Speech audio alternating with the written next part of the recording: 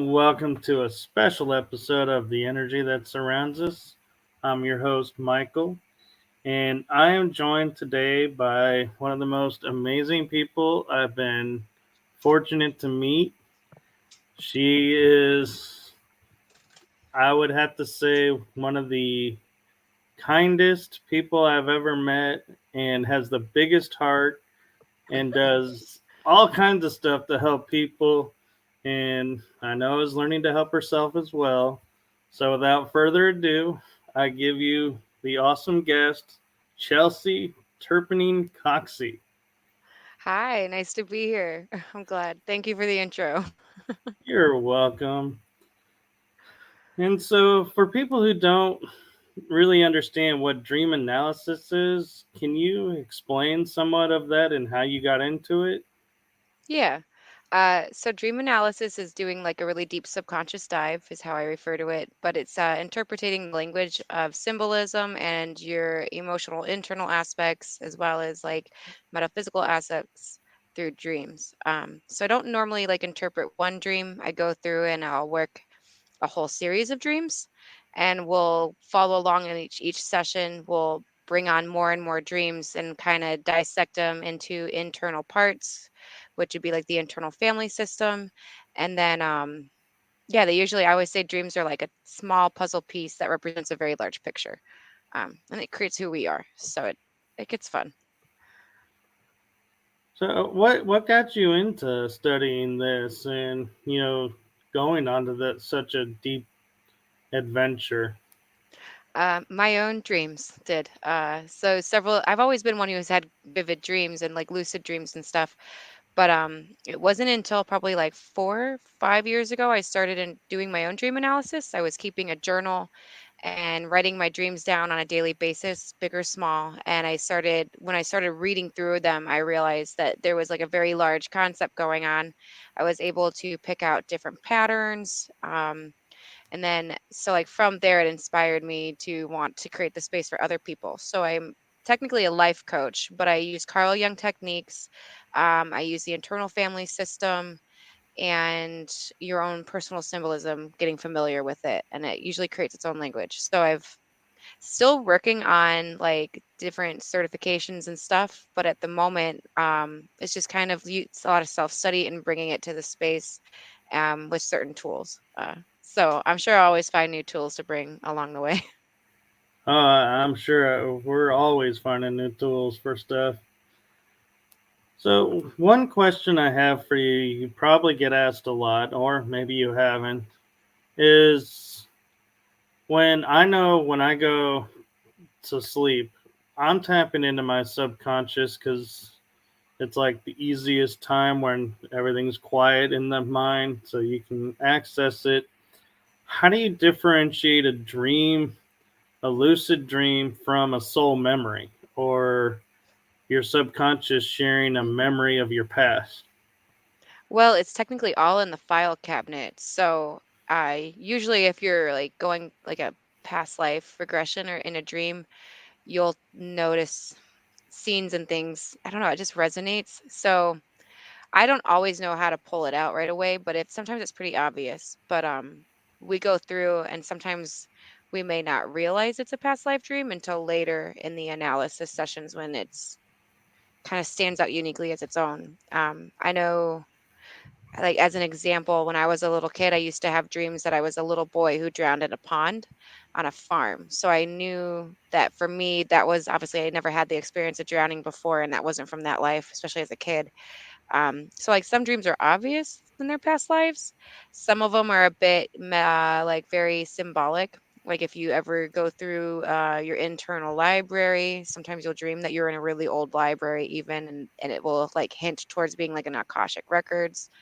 Um, but everything appears differently in dreams. So it may not even be an actual scene that you were in. So it might not always be black and white, but it could be like connecting with aspects of yourselves from another life that I don't know, it looks foreign, but you kind of know. I always say you at the end of the day, it resonates with the dreamer the most. So like the dreamer usually knows the answer to what they're looking for, or what it would be. It's a good Right. question. And It's more difficult. Right, and I understand that, and I guess also, sorry, my mom's printing something,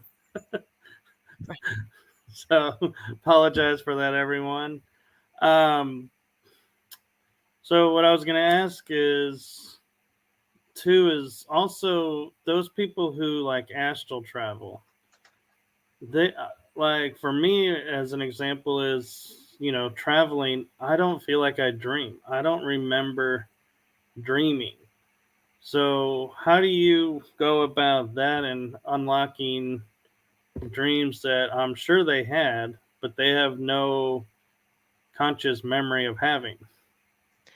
Um, well, normally we try to talk about the dreams they do remember having, but there are so like I always say there's like memory triggers. You could be going about your day or even a couple days later and you'll remember something random will trigger you remembering it.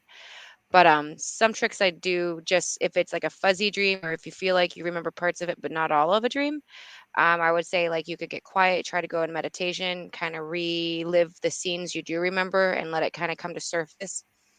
um, a lot of the times, even just remembering how you felt. I've noticed the more we talk about the dreams, the more it comes back to memory. So that's like, or at least more details. It may not be perfect right at first, but you can start remembering little details or fuzzy aspects or parts that are important or just that bring up uh, just more details to the one specific dream. Everyone's a little different. So I've had people who are like, I don't remember my dreams ever or hardly at all. But then when we start doing sessions like the week before, they're like, oh, I'm definitely having a lot of dreams now. So I think it's sometimes it's setting the intention, but it's always there. So you're just accessing it.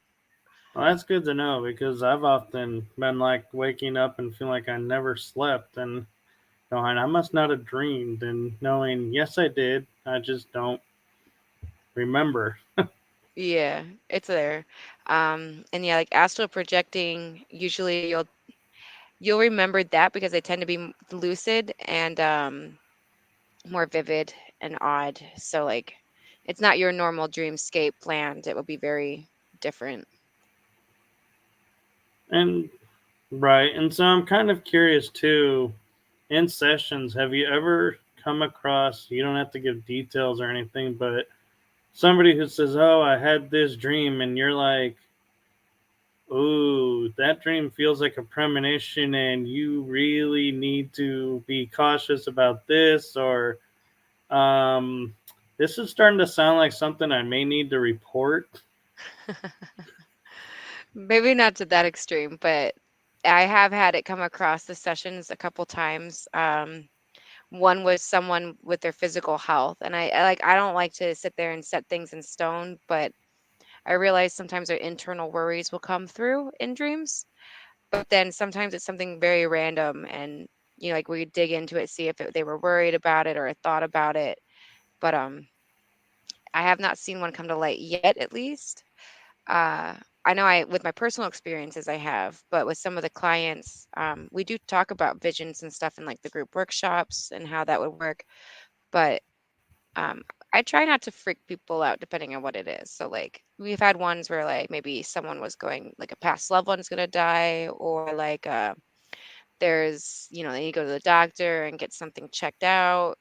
I usually I'm not a physician, but sometimes with a dream like that, I'd be like, you should maybe go get a checkup just to make sure, because it is common. Like Carl Jung in his last book, he wrote about this little girl who gifted. So it's one of his friends' daughters who had died, but the year prior for Christmas she had written her dreams out for her dad as a Christmas gift, and they were really wild, archetyped, and kind of cool, right?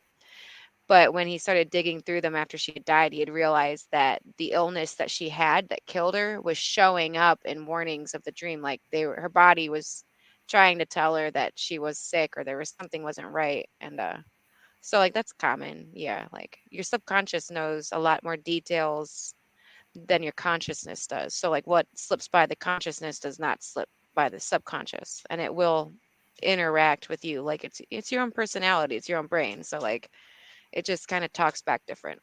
Right, and I gotta say, I like. hearing how you say you use the symbology for the individual person because I've often you go to the store, like a bookstore or something, to get a book on dreams because you're like, I keep having like a specific dream, and there's like hundreds of books, and everybody has a different definition of what this symbol of a dream means or what this part of the dream means. So it's interesting. I was wondering how you determine which source of information you're going to use to help the person. I don't go off of any of that stuff at all. Each person has their own emotional and attachment to symbols. So, like water, as an example, could be a positive healing type good thing in someone's dreams, right? But then the person next to them is afraid of water, and for them it's could be like something of fear or anxiety or have a different context. So like the way we perceive symbolism is very personable. Like the dream dictionaries would tend to try to go off of like this mass collective idea, but they're really just I think it's to stir your brain or give you an idea. But I have been on like Facebook groups where people like are very matter of fact with symbolism, and I do not agree with that at all. That is not the point of symbolism. It is ideally, I realize some symbolism can be black and white in society, but like when it comes to dreams and the way our subconsciousness uses material to push back at us symbolically, it uses it to the individual. So I usually would use like the art of questioning, trying to dig deeper to see how it made them feel. Feelings often tend to show what if it's a positive or a negative. You know what I mean? It kind of gives more Right. detail on what that symbol would could mean to someone else. But it's also like a flow of a language. So like when people try to give me a dream real quick, I say, give me as much detail as you can about the dream. You know, if it's how you felt about it, were you feeling confusion going through it? Like, as an example, a popular dream is like getting lost in an airport or going through an airport, going through a mall, feeling lost in a mall, maybe a parking lot or a city. Like those are more common ones. And they tend to just like from what I've noticed, it represents like going through something like transitioning through something, if it be transitioning and going through the phases of life, or maybe if it was with work or something you are currently working on, things like that. So it kind of show a progression of moving forward and how you feel going through that scene. And it's not always the same. So that's why I like symbolism. Yeah, and it's kind of interesting, and I can't help but like sit here and wonder, how do you get people to divulge what the symbols mean? Like you're saying, water meaning something different from everybody else, especially when they're not people who normally think of symbols and what they mean. Yeah.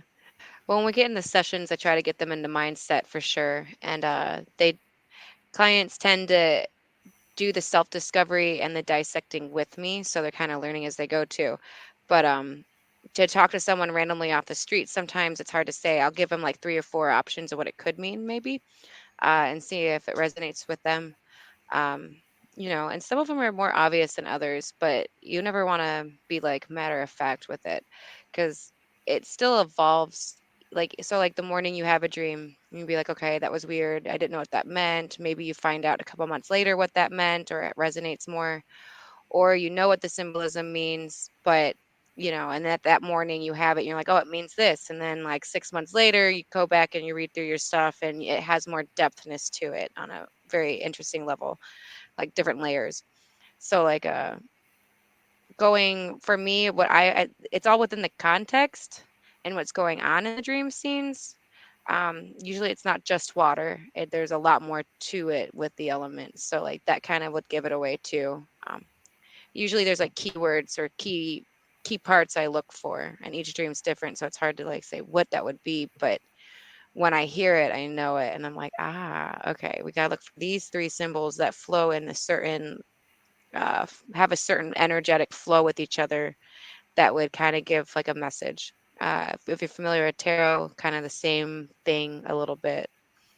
Right. Yeah, that makes sense. And I'm kind of curious because I know I don't normally share personal stuff, but I'll be working with you tomorrow. And I'm wondering, like, have you ever come across a dream where you're trying to analyze it and you're like, I just can't. There's nothing, no tricks I have, nothing to go on and be like, you know what? You've stumped me. Yeah, we do come across dreams like that. Usually would analyze anywhere from 5 to 10 dreams in a session. So like there might be one that doesn't make sense, but then when I look at the larger picture of the other dreams they had in that cluster of time period, I'm like, okay, that makes more sense. Or I just say we let it evolve because normally the subconsciousness will reveal it at some point. It's just a matter of time. So like there's not always a rush. Hold on, my son. One It's all second. right. So, for those of you just tuning in, we're discussing dream analysis. Sorry, they're excited today. And my mom was trying to chase after him. She's like, I'm so sorry. Oh, that's all right. I got two little pups that'll probably come barking through at any time. Yeah, right. They're all unpredictable. No, but what I was saying is if there's a dream that's kind of hard to figure out, I know it has holding value. I just don't know exactly what it is. I usually tend to let it sit to the side on the back burner, and we might come back to it later that session or in the next session or two. Okay, go get your Nana. Hold on.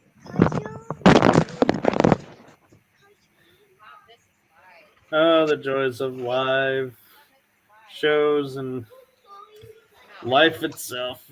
Such a beautiful thing. So much fun if you just can go with the flow. Okay, thank you. Oh, I'm so sorry. Okay, they're unpacking our moving pod. They're very excited about all their stuff. They keep coming to tell me all the fun things that are pulling out. Uh, Yeah, it's great that they come to you and everything because I know from hearing from a lot of parents, those days will go by and then you're going to be like, I miss those days when you would come and interrupt me to tell me these things. yeah, they just unpacked my desk, so they're like, "Oh, mom's desk." uh, yeah, no, letting dreams sit on the back burner, letting them come to light on their own, and it usually always does. It tends to match a larger picture of a pattern. When I do dream analysis, a lot of the times we see the internal family system. And for those who are not familiar with that, it's the idea of your exterior family, but inside your head in its own way. Like you have your own internal parts. So it's not necessarily your family, but it's all you. We do manifest different parts throughout life, depending on if you what your experiences are, if you go through trauma, or if you had someone always being a exterior voice that becomes an interior voice, that would be an inauthentic part. But we do is we'll always as like the basics we have our feminine and masculine side, our inner child, our higher self or our soul tends to represent itself in some way shape or form too. I've seen where the intuition comes in as a certain symbol as well. um so it can be a lot of parts, but they all make up us. So mind is blown. I've never been this interrupted before.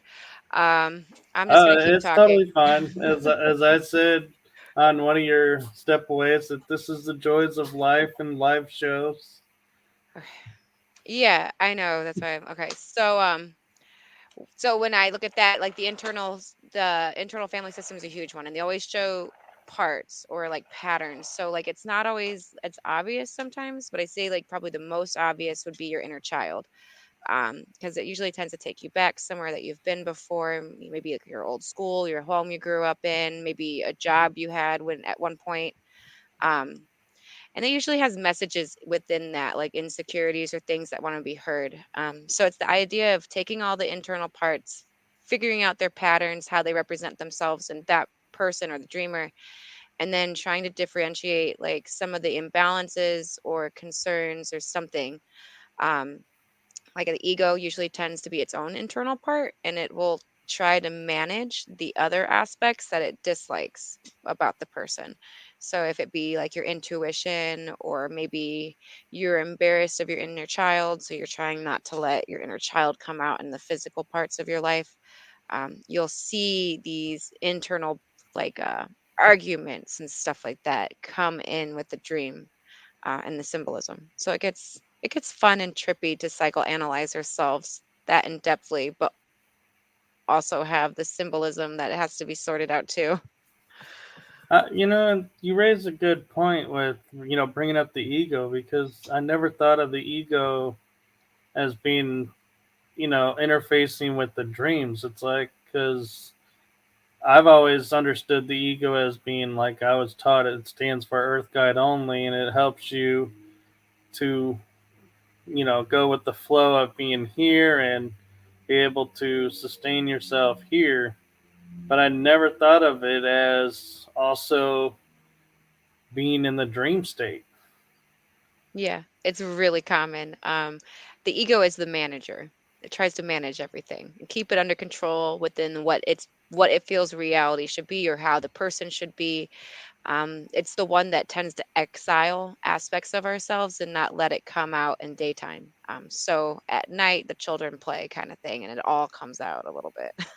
Right. And so, what do you do when you have a client whose ego just does not want anything to be analyzed and wants to fight you, so to speak, on, helping the person?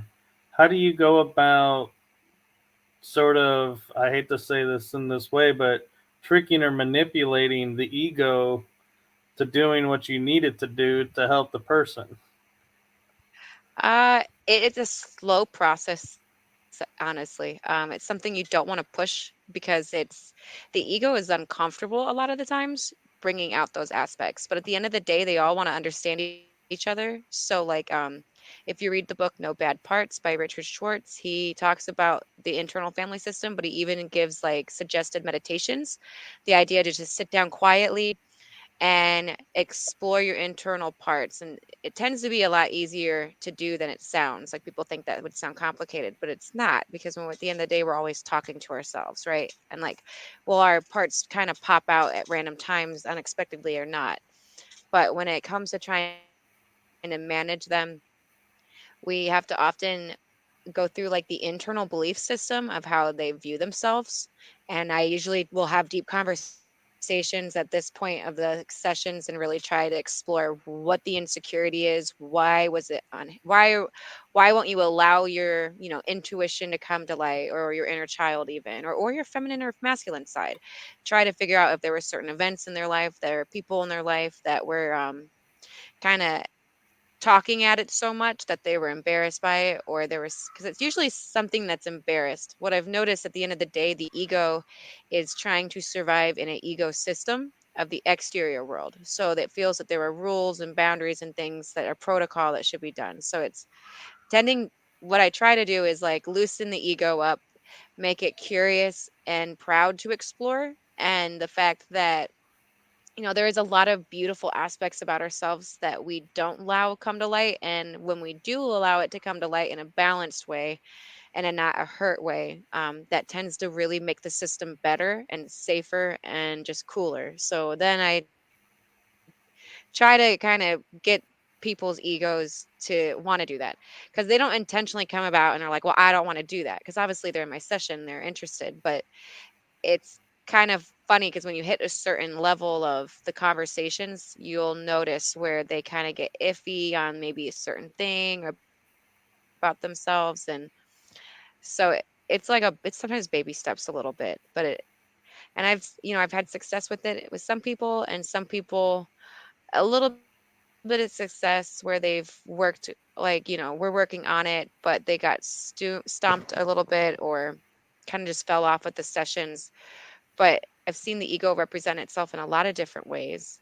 And at the end of the day, maybe there are aspects about the person that are so broken up that they can't allow it to life or to light, because maybe like if they were abused or went through something really bad,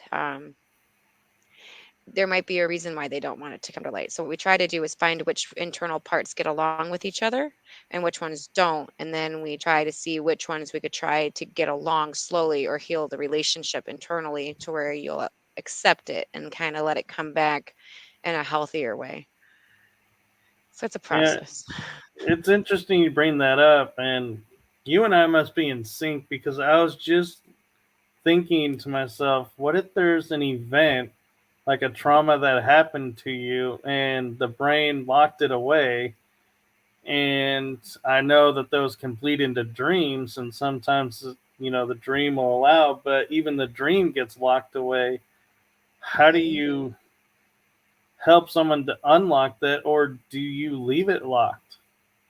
It depends on if the person wants to. I am not a trauma coach. I don't work with a lot of trauma. That's why I usually ask people how much trauma you've been through or anything bad. Have you been through therapy before or counseling? That usually tends to help.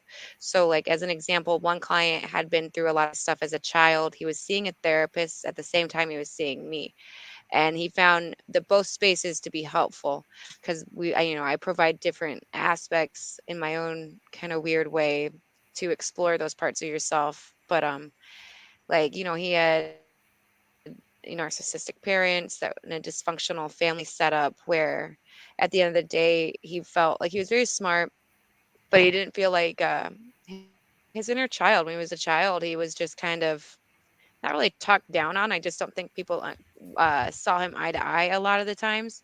And I think maybe when you overcorrect kids a lot, even you'll notice that there's a lot of insecurity in the inner child, which I think a lot of us have insecurities with the inner child because society has its way of understanding kids, but also kind of damaging them in their own free will authenticity aspects. So like Right. usually the inner child comes through because there is something to have been healed or understood, but some people embrace it better than others. So like we've seen it where it gets like sorry, the sun's draining me. I don't know. It's baby steps, but at the end of the day, we all have experienced our inner child in some way, shape, or form. Some of us have better relationships with it or not. Just as an example, I've also seen like metaphysical aspects pretend to be an internal family system, and that's where I get more weary on because you can't force someone to explore themselves if they're not ready. So like, and especially because it does bring up some of the older things that you've been through in life. So it's, let's tread lightly sometimes with the harder cases. That makes sense, and it kind of also, I'm wondering what, like, when people are like saying, oh, my dreams are broken, I feel broken. How do you go about like piecing together, like, they may have in one dream one piece of, that they're trying to, of the picture they're trying to make, and another dream has another piece. How do you figure out how to connect the dots? There's usually similar patterns or something of, even if it's just a tiny little pattern, it usually carries its own signature, I guess, to it. If that makes sense. Each internal part has its own signature, would be the best way to say it. Maybe not always uses the same symbolism, but it has its same signature or pattern, which that's how I usually notice them stand out the most. And sometimes it's a little more complex. And, I've been known with some of the clients I've worked with for a longer period of time to sit here in a session and dig back and be like, didn't we see something like this a couple months ago in a dream? And we'll try to flip through the notes and find them. I usually try to have a hard copy or like a digital copy of the dreams too, so I can flip through and see and kind of we'll like literally go through and just start picking away at it, even if it was like 6 months ago, and if it resonates with something that's currently going on. So, like some patterns are going to be more obvious than others. Some of them are very discreet. So like those ones are more fun because you really get to like it's like a scavenger hunt a tad bit. We go through and we're just searching for them and we're like something's ringing a bell here. We've seen this before. Where did we see this? And we start to dig into it more. Yeah.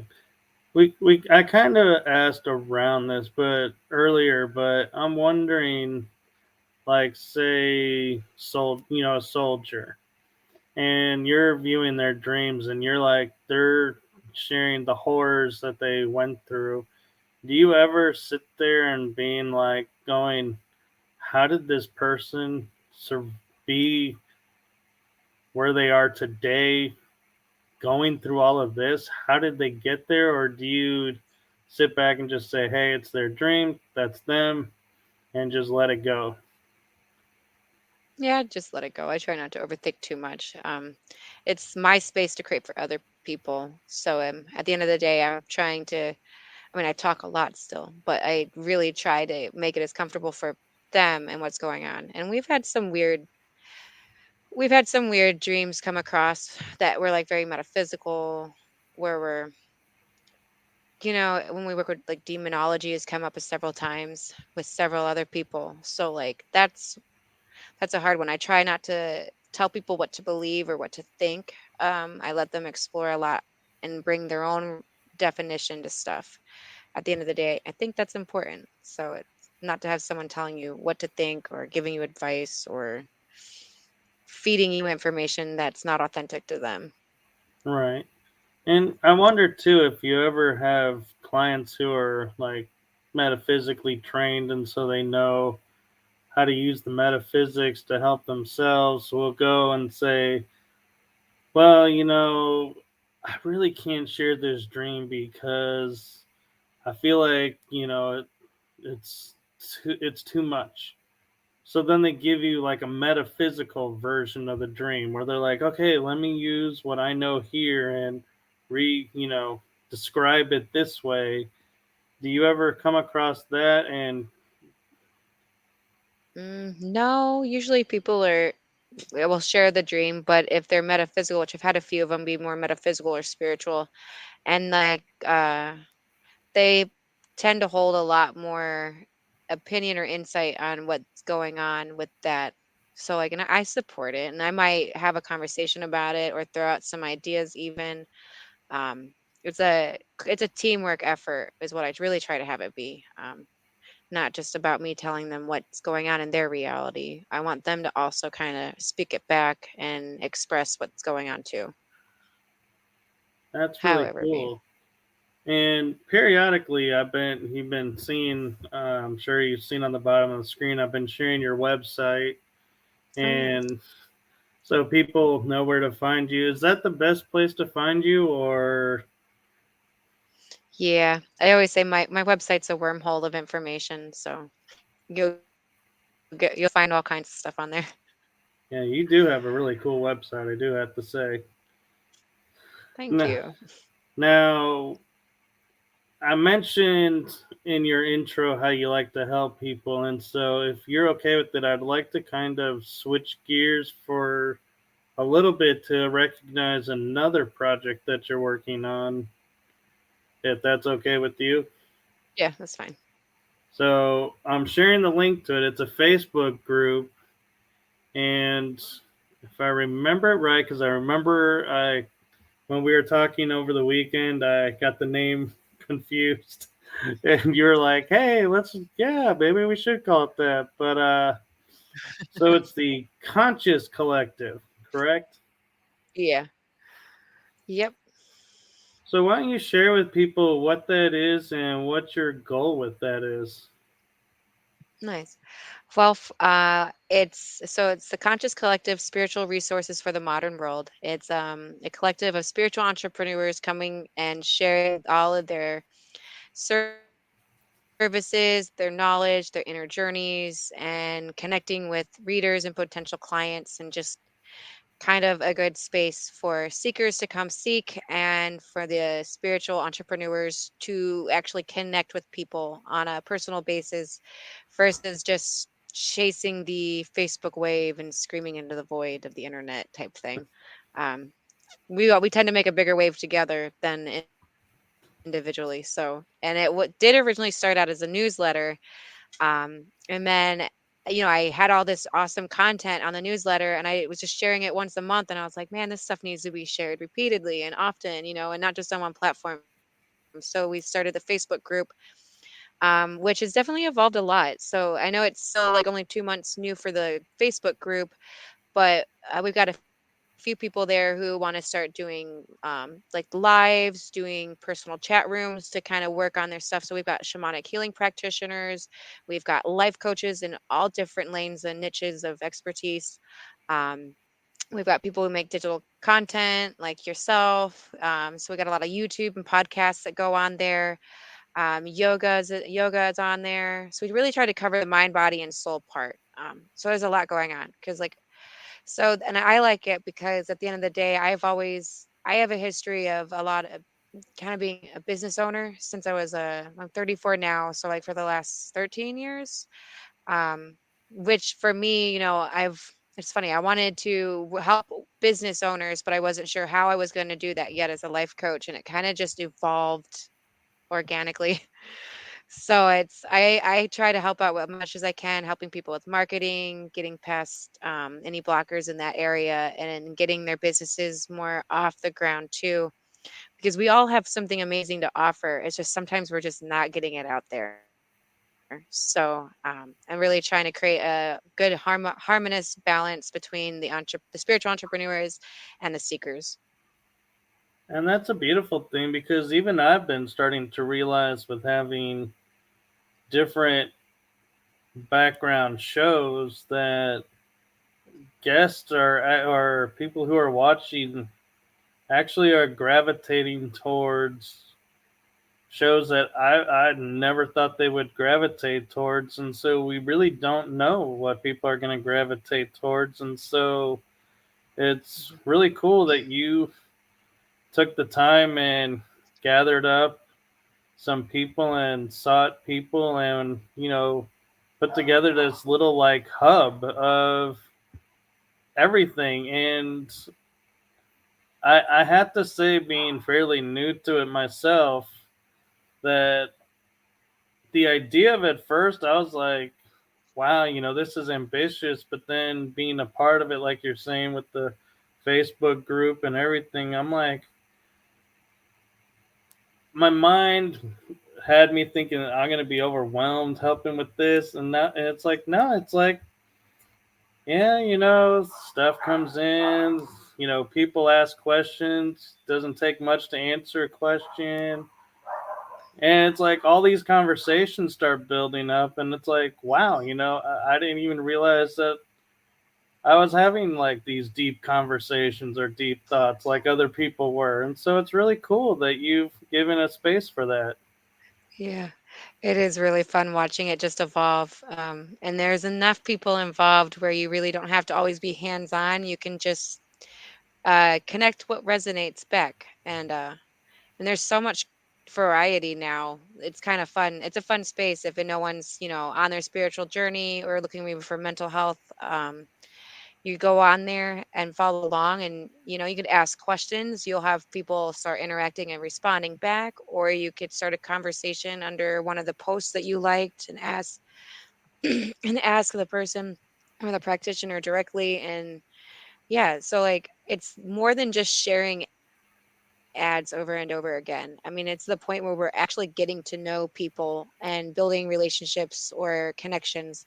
um, if they use the services or not. It's just kind of makes it way more personable, which I like about that.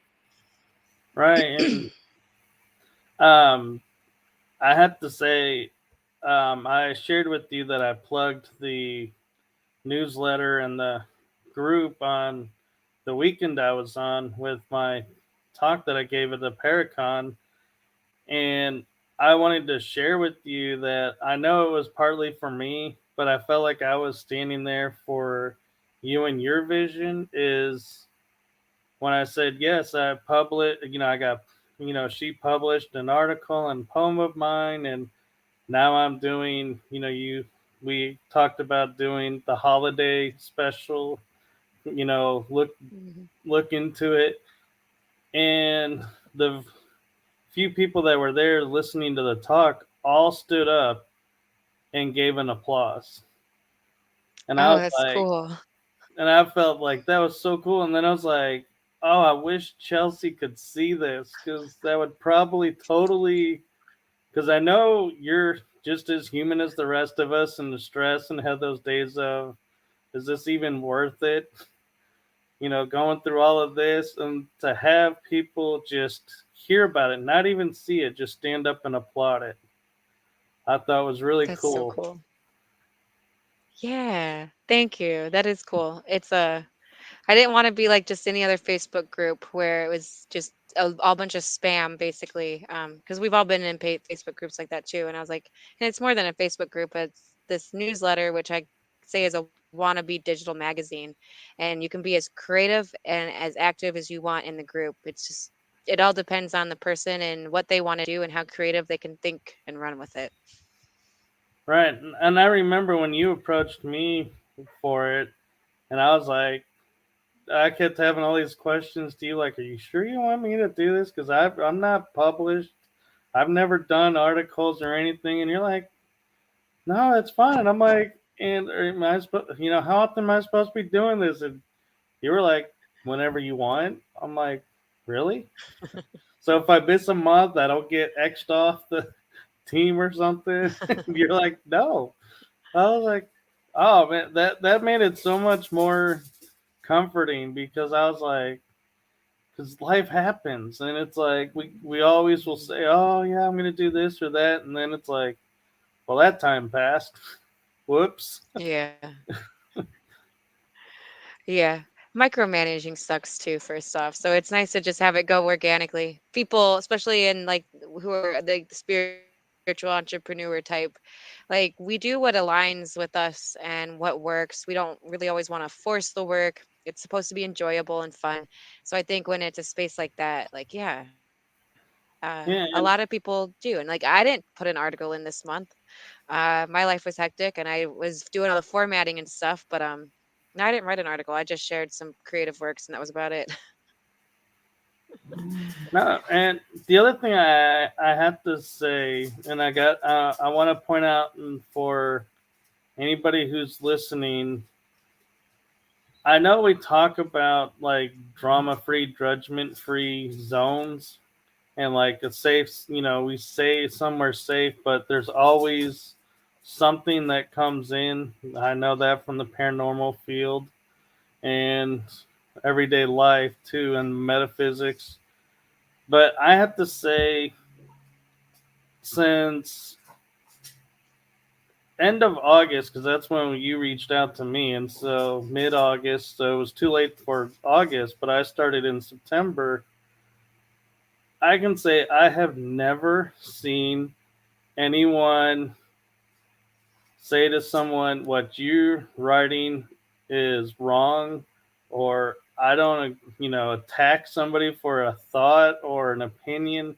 Everyone is nice and just shares, and if they don't agree with it, they just simply put it down as going, well, here's my opinion and thought around it. And Yeah. I love how I don't know if that is partly you or just the people that you brought in and the people that are coming to the group, but I love how it truly is a safe place. Yeah. I think a lot of us all align in that thought, because we're all exploring our own journeys in our own individual way. And the thing is that you don't have to have everything perfect or perfectly right. It's an evolution in itself. So I think it's good to show the process of evolution too. And there's so much variety. That's why I tell people, it's like, you don't have to become a confident writer to be in the group. I was like, you just have to write from your heart chakras. All I ask, just write from your heart and let it just come out, because, you know, we could read these academic articles all day long if we wanted to, but sometimes it's boring. And I think the best stories are the ones that come from the individual perspective. So, Right. And yeah, it's as well. it was funny. Yeah, and it was funny too because I remember my first article with you was my story, and I'm really hesitant to share my story because I've been attacked over it, and people misinterpret what's said or something. And I was like, when I wrote it and I sent it to you, I was like, let me know what needs to be changed because I was like, I had the feeling something was going to be changed and everything, and you were like, no, let's leave it alone as is, and I was like, really? Nice. Yep. I've never asked anyone to change their article or do something different. Now, sometimes they will send me a week later an updated copy, and I'm like, oh man, now you're messing with my ADHD. I gotta go make edits. Yeah. No, But that would never be me. I'm one and done apparently because I'm like, yeah. And it's funny too, is because when I would write papers or stuff for school, I'd go through several drafts trying to make it fine tuned and perfect. mhm. And I'll just sit down and write the topic, put it together, and be like, okay. And I'm like, how's this sound? And you're like, perfect. I'm like, cool, one draft, done. Yep. It should be that way. And I get, there's maybe spaces in the world where people want it to be super perfect. I think perfection sometimes is a little goofy, and the group is all about humanity and reaching our core of humanity. So at the end of the day, no one's complained. None of the readers have. So it's good stuff. And if there's something that doesn't resonate with you as a reader, there's a way more other content. So like there's something in there for everybody. Um, Right. and And that's why I love spirituality, because it's never really black and white. It's all within our perception of it and how we perceive it and our own personal journeys. So there is no right or wrong way. And I try not to overthink the whole editing aspect. I'll go through and correct the little things that are spelled wrong, maybe here and there, but that's about it. wow, knowing that now, I feel even more impressed because I never thought of myself as a great speller. I have Grammarly. It highlights it for me, and I'm like, oh, okay. Oh, but so yeah, so with your going back now, back to the dream analysis, what's your goal and you feel like the ultimate ending that you are wanting to achieve with your dream analysis coaching? Well, I have a couple goals. I don't know which one would be the biggest, but I would love to actually do some more Carl Jung courses and get certified and try to get into some of those cool groups, because I think Jungians are so cool, and like I want to hang out with the cool kids.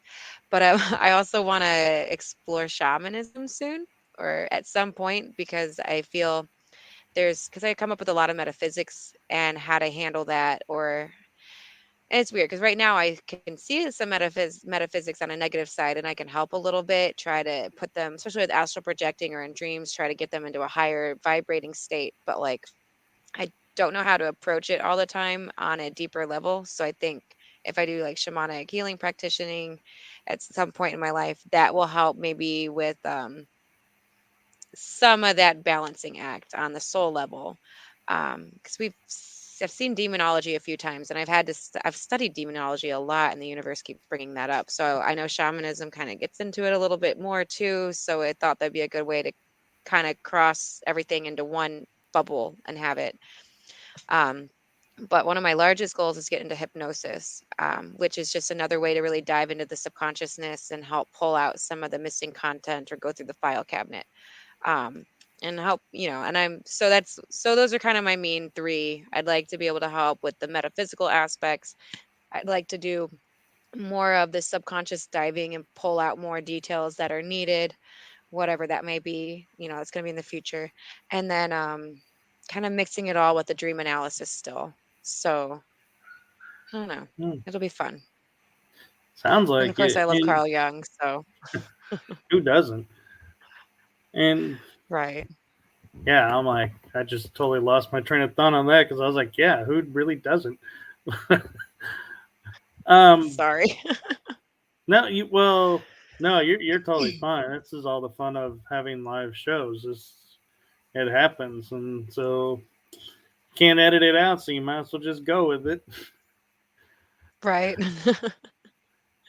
So one question I have for you is: you keep mentioning, you've hinted at like a few times mentioning like demonology.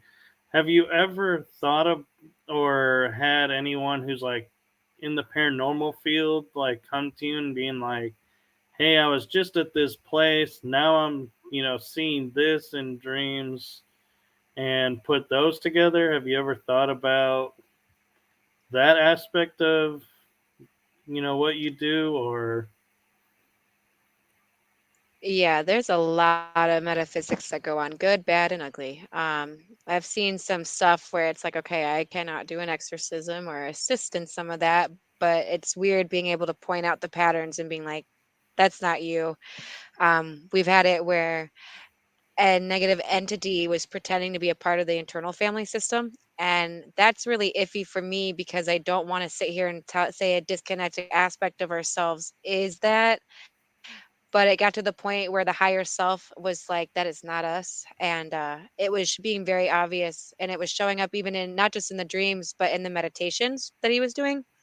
And he said it was like this humanoid claw gripping his heart and it wouldn't let him access his heart chakra. And it was kind of talking crap on me and the self-discovery trying to heal, like it was just being nasty and it was just like this nasty voice. So we did a lot of sessions, probably like a month or two's worth, trying to figure out exactly if that was him or not, or a manifested part from someone who may have been talking crap on him throughout life.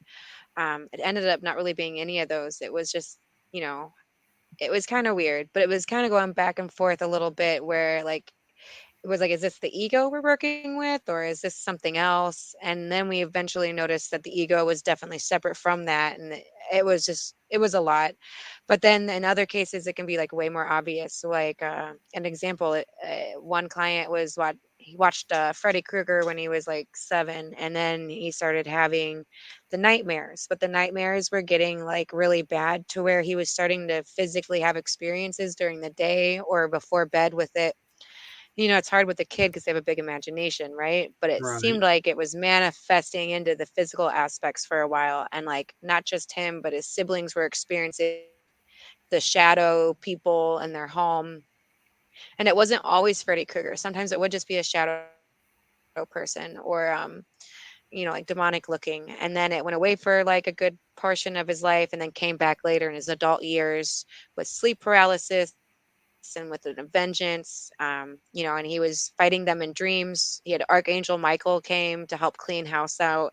But one thing I say is metaphysics is definitely becoming very apparent that it's hard to avoid in the sessions, but it's also good to know your tools and how to use it. So like some from my personal experience, when I first was waking up and was astral projecting and having like I was doing it involuntarily, so I wasn't trying to do it on purpose, but I kept waking up on the lower realms and I was experiencing demons. And I was also dealing with depression. So it was like they tend to mirror metaphysical experiences in this case tend to mirror what we're going on inside. So like if you work on inner healing and you're healthy and you're vibrating higher, you won't be experiencing things like that. So for me, Right. I had to learn to go from the ghetto up to the higher realms. That's what I call it, from the ghetto. Uh, I actually told my client that because he didn't realize. He's like, I've been beating these demons' butts for 20 years now. And he's like, there's got to be more. Every time I try to have a good dream, they show up and ruin it. And it was like they were harassing him. They were, at one point, it was pretending to be his friends until he decided he didn't want to play anymore. And I remember going through like a 2-hour session. And at the end of it, I saw the pattern and I was like, the demon wants to be your friend. I was like, it keeps pretending to want to play nice until he doesn't cooperate or do what it wants. And then it loses its crap and it would show its true colors. But it was also manifesting in the daytime where like he was physically seeing things and like things were happening around the house in front of him. So it was very, very extremely paranormal activity at that point, and it was negative. And it's just creepy because at one point he thought it was a cool trick or something fun, and then I was like, no, No. that's not a good thing. It's trying to be your friend. I was like, and I wasn't trying to freak anyone out, so I hate saying these things, but it's like that's why I would like to get into maybe shamanism a bit more to kind of help with some of the stronger cases. Right. There's a lot No, that going makes on. total sense. Yeah. And yeah, that's cool that you want to do that to help people. And I mean, I'm kind of curious too with, all that you go through. Are you interested in the paranormal at all yourself? Or are you like, nope, I'm content with where I'm at in the world and y'all can have that? I have a healthy curiosity for it. I do take breaks, especially when studying like demonology, because it does get a little heavy. But like, no, I love metaphysics. I love the paranormal. Try to, I come at it with a curiosity to understand it and to try to learn how to not just survive it for myself, because I don't really experience a lot of things anymore. It's been a long time, but like, it's just good stuff to know because, it does exist, and to sit there and be ignorant of it doesn't mean it's not happening, or you know what I mean? Like, so it's one of those Right. things that when I'm doing my sessions, I've had a few people where they want me to like share some more information on, like they need help. People need help when they have these things. I'm not really someone who's nervous about the paranormal. I mean, I guess if it snuck up on me, I might be like, ugh. but I've had to learn through my own journey how to kind of battle the dark side. Learned how to use my aura as a shield or a weapon in dreams. I've learned how to create light and to fight against things. I've learned that I've had guides and that I can ask them for help. We have a lot of resources down in right in the metaphysical aspect. So it's learning how to use your resources, I think, is the coolest thing and the best tool you could have. So like, not don't be stuck in the negative, but learn how to get over the negative. And like as I was saying before, it is a mirror. It mirrors your internal aspects with your exterior. So like, it's the energy exchange. I've noticed a lot of the times. If you have something going on negative internally, you're going to have an energy match with something metaphysically, probably too. Yeah.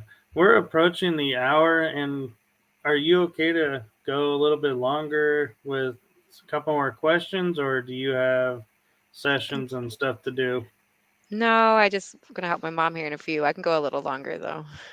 Okay, so real quick, one question I have is you talk about seeing things in the dreams and everything, and I wonder if you've ever come across guardians and they show up as cloaked figures, and when you're in trouble appear out of nowhere as light and help. Have you come across those?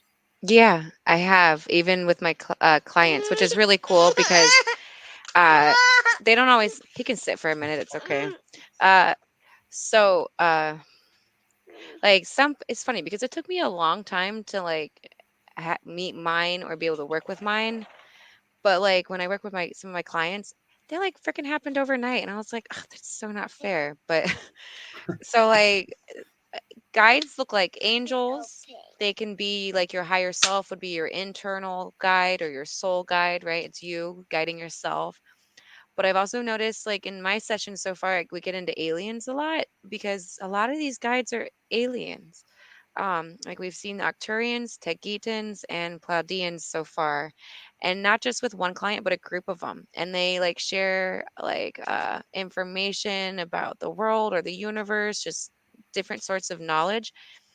And it's interesting to me because I'm sitting here listening to everyone one on one, and they don't even really talk to each other. And some of these clients know nothing about this topic, and they don't even absorb information that would be used in their subconsciousness. And it's just coming out in these dreams as black as white. And um, they all interact and shared like similar stuff. So, like, I had one client where he was connected with his guides who were Octurian, and she was telling him about alien wars on Earth back before the flood. Sorry, he's got a Nerf gun.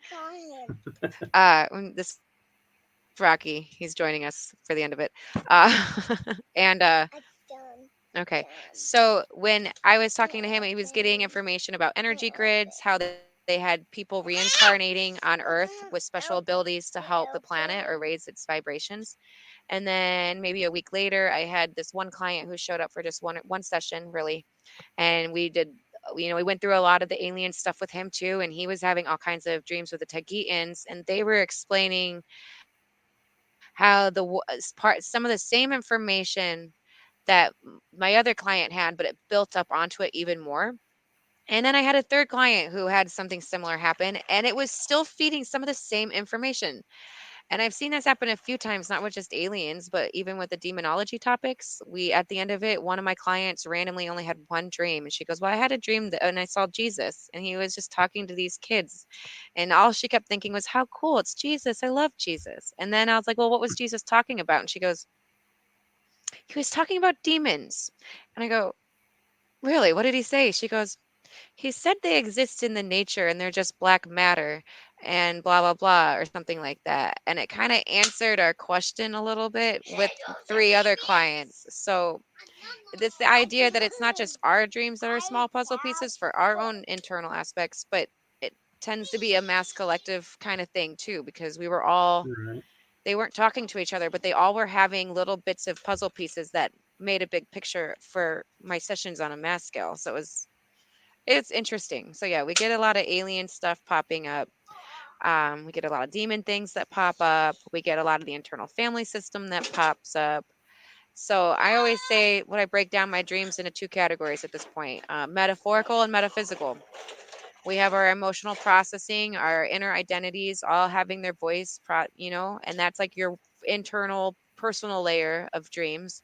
And then you can walk out the front door and you have this, mass collective dream type thing with other conscious aspects outside of yourself. That's really cool. And Hmm.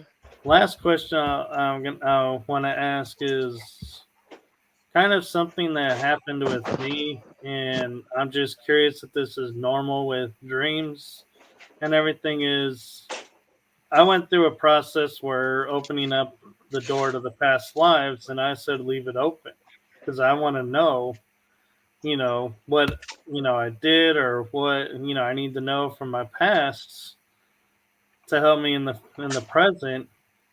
And for like 6 months, maybe to a year, when I would close my eyes, I would just see red.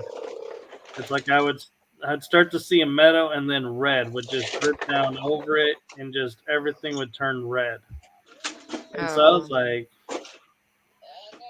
I was getting the feeling like it was blood, and I was like, why am I seeing this? Why is everything turning to this?